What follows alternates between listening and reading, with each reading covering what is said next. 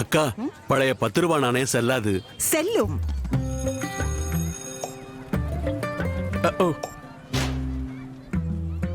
பழைய 10 ரூபாய் நாணயமா? செல்லங்களா, இது இனி செல்லாது.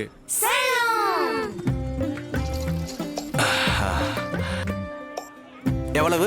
210 ரூபாய்.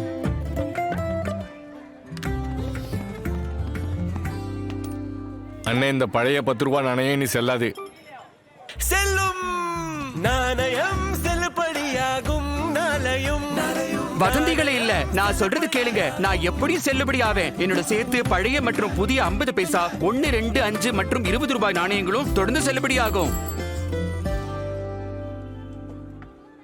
செல்லும் செல்லும் செல்லும் செல்லும். இது செல்லுபடியாகும்.